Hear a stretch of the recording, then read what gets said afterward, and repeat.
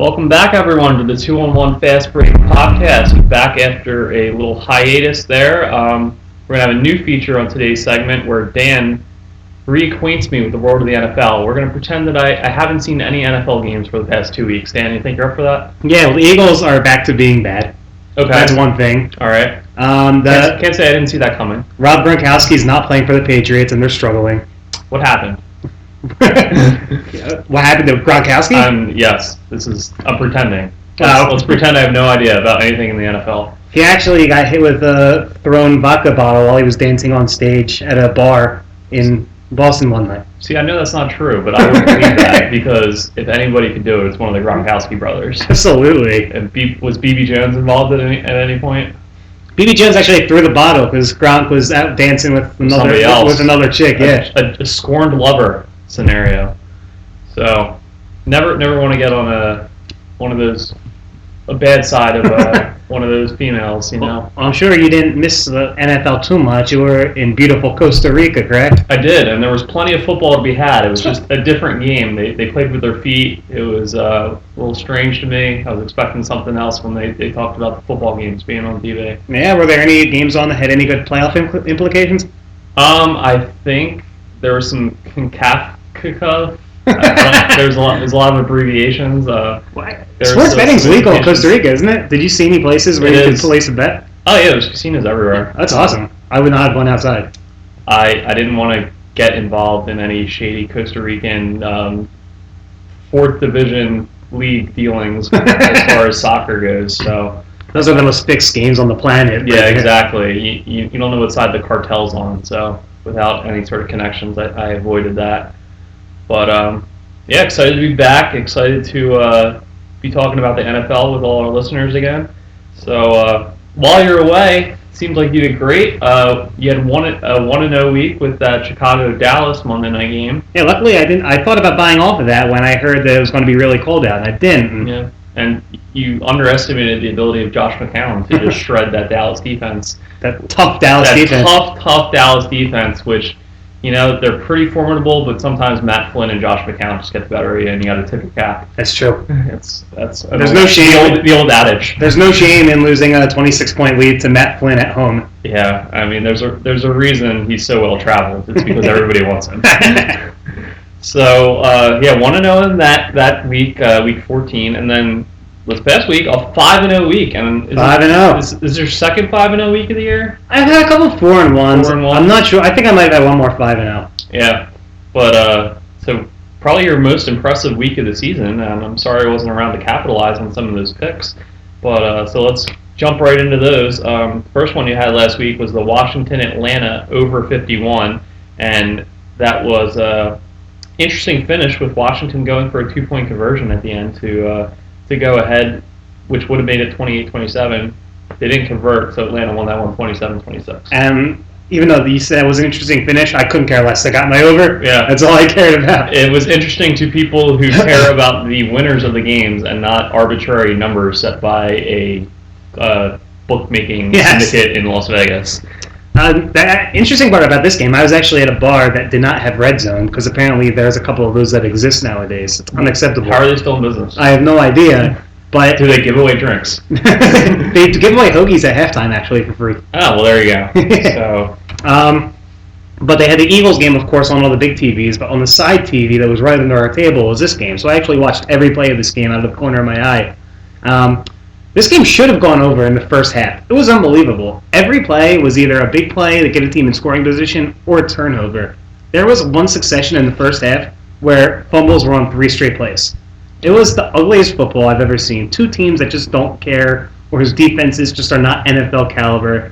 And I thought I was going to sail to the over, but, you know, worst case scenario, you know, you can always trust Kirk Cousins for a late game drive with a minute and a half left. I was going to ask, how was the Kirk Cousins experience? I think it's exactly what Washington wants it to be because his looks and his numbers look a lot better than he actually looked. So good enough that they can maybe move him, but not good enough where anybody is going to really care about RG3 taking back over for him next season. It really reminds me of Matt Flynn, and I don't mean this as a knock on Kirk Cousins. He looks like the guy who would be a really good backup on an NFL team, and there's no shame in that.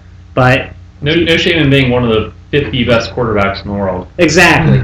But you look at his numbers, and he threw 3 touchdowns, threw for a lot of yards. He fumbled. He threw a lot of passes that looked like they could have been picked, but weren't. Just because Atlanta's starting a bunch of rookies on defense, they're not really an NFL defense right now. As much as the whole RG3 Cousins situation seems to be between the rift between Shanahan and RG3, it really might just be to get Cousins a game against Atlanta and now Dallas, 2 crappy defenses, and see if he plays well enough that a stupid GM can trust him to be a starter and give a second-round pick for him. Yeah, I mean, we saw Minnesota gave Freeman all that money this year only to play him for 1 game. So That was weird. there's plenty of people out there that'll do some weird stuff when it comes to obtaining a quarterback. All right, so you won that one. The next play of the Week 15 was Kansas City -4, and thanks to Jamal Charles's near record-breaking fantasy day, the Chiefs won that one 56-31. What'd you see in that one, Dan? I don't understand why the books continue to allow themselves to get killed. The public likes Kansas City. They're betting Kansas City every single week, but the books aren't adjusting. 2 weeks ago, they played the Redskins, and the line was, I think, 3.5 or 4, and the public pounded Kansas City. The books really needed the Redskins in that one. And Kansas City won in a game that Washington was just completely embarrassed. Same thing last week. The Raiders had like a 1-quarter stretch where they made a push to make it a little bit close, but it wasn't anything really serious. They're going on the road, and they're winning these games by a lot of points. And you know what? That was one of those lines where I always say I'm not afraid to make a public play if I really, really think it's going to hit. And this one, from the very start of the game, was never in doubt. Yeah, and anytime Alex Smith is throwing it all over the field, you know that you're not going up against a formidable defense. The thing is, Alex Smith wasn't throwing it all over the field. He's throwing it 2 yards in front of 2 yards to to Jamal Jamal Charles, who was yeah. then running all over the field. All right. I mean, I just went off the highlights. Obviously, I didn't get to see the game, so they must have shown 3 or 4 where he actually did chuck it downfield a little bit. And he, especially in recent weeks, he's looked a lot like an actual competent quarterback. Yeah, like that Denver game a few weeks back, he looked great. He was the best player on the field that game. If his receivers hadn't dropped everything he threw at him, then they probably would win that game. Yeah. So we're gonna come back to we'll be talking about the teams Chiefs. Yeah. for Week 16. So we'll move on to the third play of Week 15, which was Indianapolis -6, and another one that covered pretty easily for you. They won that game 25-3, and at Houston, they're just laid down and playing dead the rest of the season. Is that what? Yeah, I think Houston's done. They want that first overall pick. They actually showed a little bit of fight in the game against New Orleans a couple weeks ago. Not New Orleans, excuse me, New England a couple weeks ago. Mm-hmm. But I think they're completely done now. I thought they were done coming into last week, and the main reason I made that bet, I'm not a trend better. I'm not one of those people who look at it and be like, oh, the Broncos are 12-2 in their last 14 against the spread against teams that wear green on even numbered days. Like, I don't like trends. I think they all are pretty much based on a small sample size. But over and over and over again, 10-0 now, Andrew Luck off of a loss always shows up, and the team always plays well. I really had that trend as my main reason for making that play, and this was another one from the start that was never really in question. Yeah, I think that probably has a lot to do with Andrew Luck being really good. He's very good. He's probably not going to play poorly 2 weeks in a row. Exactly. So that was the third win for you last week. Moving on to play number 4, that was Miami +2.5. And they actually won that game outright. And I saw in your column you did say that you liked them to win the game, but you're going to take those couple points. So they won 24-20 over New England, and seemed like Tom Brady had a chance there at the end. Were you at all worried down the stretch there? Actually, because of that crappy bar that I was telling you about, I did not know what was going on in this game. Okay. Because there was no red zone, so I couldn't see. I actually had a friend who was with me who incorrectly told me that New England had the ball with the lead with a minute left and was just going to kneel on it. So I actually thought it was a loss until later on score checking. I was like, wait, what happened? So then I went online, checked out what happened, and of course we've all seen the highlights. This is the game I got lucky on. I made 5 plays last week. 4 of them were well capped. This one I got lucky. Could have gone either way. First off, Miami had a 4th and 6 on their last drive, and Tannehill made a terrible pass to Charles Clay. Yeah. Came back for the ball and was able to fight for just enough yardage to keep the drive going. That would later lead to a touchdown. And then Brady comes roaring back for a last-second score of his own. Amendola's going to catch that ball. There's one thing Danny Amendola needs to do: is catch the ball in that situation Oh. and not break his collarbone. Yes. Now, do you think if you as New England, if he catches that ball and gets you the win, but he breaks his collarbone, would they take that deal? So what's No, what's the implications of them losing? They don't have the driver's seat for the first overall season. Yeah, it's a pretty clear answer that you want Amendola, especially without Gronk. Yeah, They have all these white guys who are getting 10 catches for 130 yards a game now. that's true. They have Edelman and who else besides him? And Edelman and Amendola, but I mean, how many other teams have two little white receivers? Most teams have. It's like infinitively more than most other teams have, aside from maybe Cole Beasley and some other people. But you know what? I got really lucky on this one. There was a pass to Michael Homoananui, or however you say his name, that it looked like there was pass interference, not called. The big Hawaiian. Yes, who made an incredible catch earlier in the game too. Was not called. Next play was to throw to Amendola. He should have had it. It's actually the second time this year that Amendola probably should have caught a ball with time winding down on the clock that would have won them games. Shades of Wes Welker last season. Exactly. And actually, both of those times I won a bet because of it. So Amendola might have a in with the mob or something. Or maybe just have an angel in the secondary. Who knows? But How has Disney not made that movie? because they don't like printing money. I don't know. So that was a win for you. Yeah, I'll take it. Albeit a fortunate one. And the final play of Week 15, you had a two-team teaser with the Seattle Seahawks -1 and Carolina -5.5. Seahawks covered very easily, shutting out the Giants 23-0, and Carolina did not cover the actual spread, but they did cover with you teasing it, winning the game 30-20. So I think they got backdoored in that game. is that what happened? I think, if I recall, New York had a garbage score. Okay. I'm not sure. I could be wrong. So Either way, I didn't care. yeah, teasing that down avoided any sort of backdoor cover for the Jets for you. Yeah. And so Seattle, I mean, we all have seen the highlights, I would assume, and Eli Manning just deciding Christmas come early for Seattle and just to hand them turnovers left and right. What did you see in that Carolina game? Were they looking as dominant as they have been in recent weeks? It almost looked like, for a little bit, for the first 3 quarters of the game, they almost didn't take the Jets seriously until they really had to start trying. It was what it was. It was just two teams that are so far apart in terms of talent that over the course of 4 quarters, the better team came out on top. There was a little bit of worry. It was tied, I think, in the second quarter. But the home team, the much better team, covered the tease spread pretty easily. Okay. So that was a perfect slate in Week 15. I wasn't able to get on it, but hopefully a lot of you listeners out there were following Dan's advice and got some wins that week. We're going to move on to Week 16 now. A lot of playoff implications this week, obviously, and there's 3 plays on the docket. And we'll start with the first one, which is a 2-team 6-point teaser with Cincinnati going down to -1 and Indianapolis going up to +12.5. So, Dan, Cincinnati at home against the Vikings, I think that's pretty clear. You're just going with the better team there. They have more to play for at this point in the season. Better team at home. Vikings, that was a great game for them last week. They played really well. But now they leave their dome. I really do like betting against quarterbacks that I don't think have really strong arms when they're on the road outdoors, when they're used to playing in domes. Matt Castle looked like he was throwing strikes last week in Minnesota. But I know from years of watching Matt Castle that he doesn't really play that well. You're disparaging the arm strength of one Matt Castle. And Matt Castle's another dude. He's one of those Ryan Fitzpatrick dudes. You want him on your team to step in when your starter goes down. But I think last week was his highlight of the season. He'll come back down to earth. We don't know what the running back situation's like. They say Peterson's going to play, but he's not going to be 100%. And I'd say Cincy's defense, especially their secondary, is a little better than the Eagles. Yeah, it's pretty much night and day as far as those defenses are concerned. So the more interesting to me leg of this teaser is you taking Indianapolis +12.5 on the road in KC. And you just mentioned a couple minutes ago about how the odds makers have been getting pounded by the public on the KC side.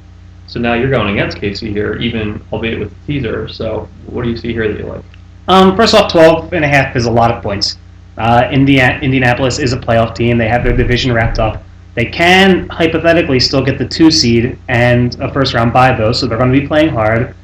Kansas City can win the AFC, but in order to do so, Denver is going to have to lose to either Oakland or Houston, which they're not going to.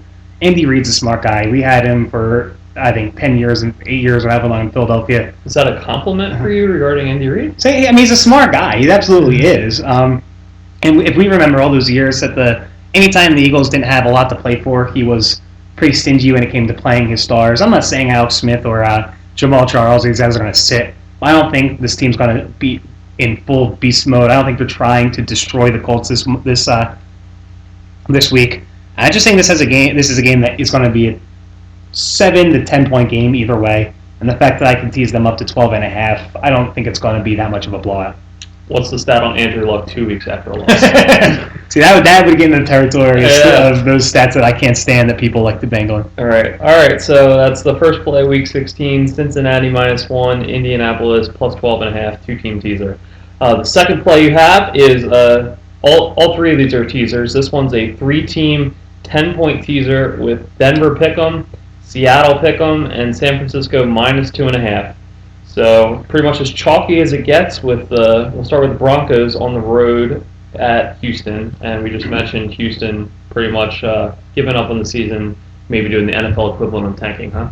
Yeah, maybe they just suck really, really bad. And Matt Schaub's back in, which is that good or bad? Because whoever they put in has been terrible this year. How many pick sixes has he had in the last 2 weeks? Has he played in the last 2 weeks? I don't know. I'm pretending like I haven't watched any NFL. Matt Schaub and Case Keenum are like the opposite of Willie Beeman and whoever else any given Sunday as the quarterback. No, but they're pretty much interchangeable. They're both guys who throw a lot of picks, who throw a lot of balls to the other team.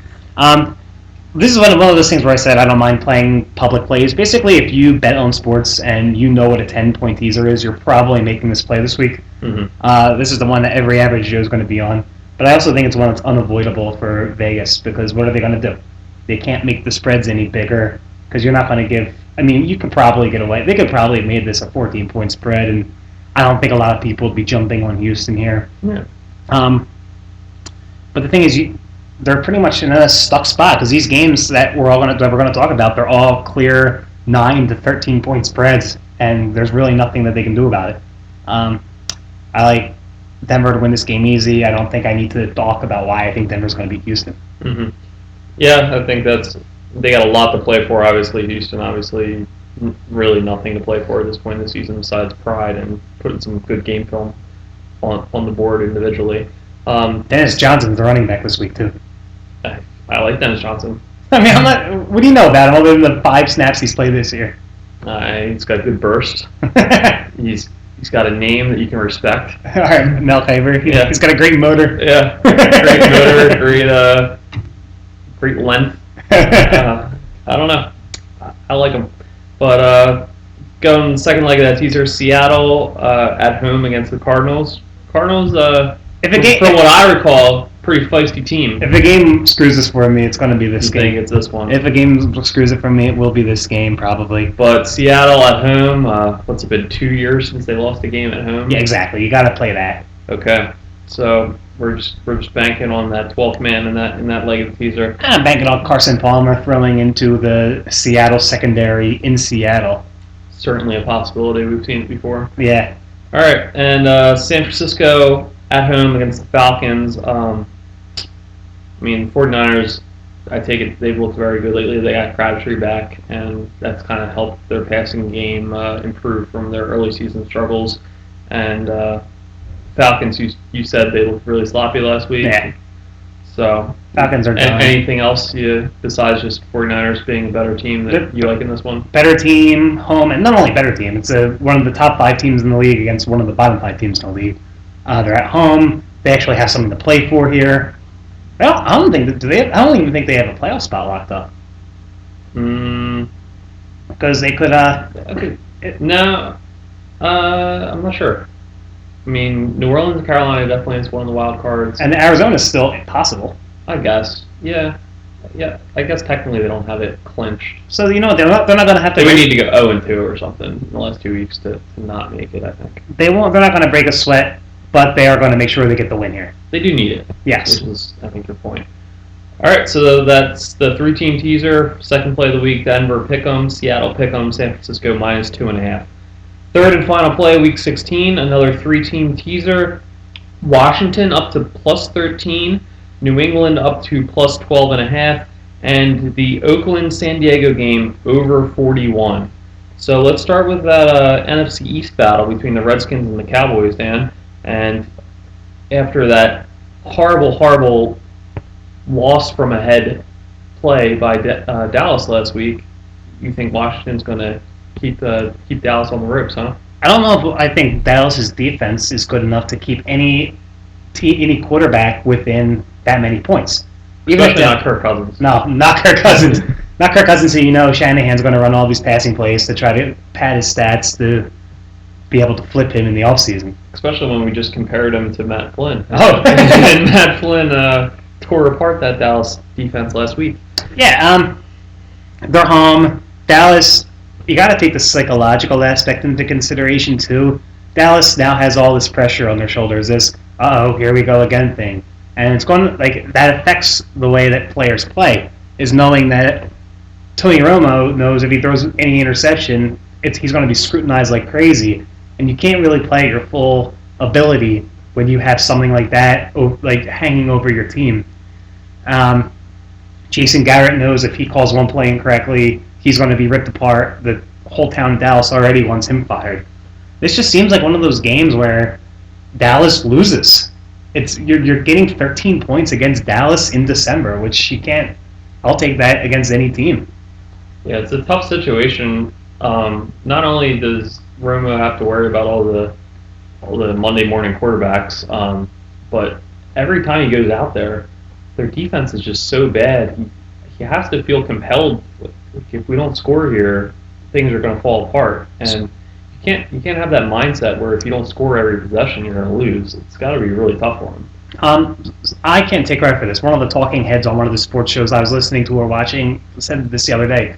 Can you ever think of a time where Dallas's defense bailed Tony Romo out? No.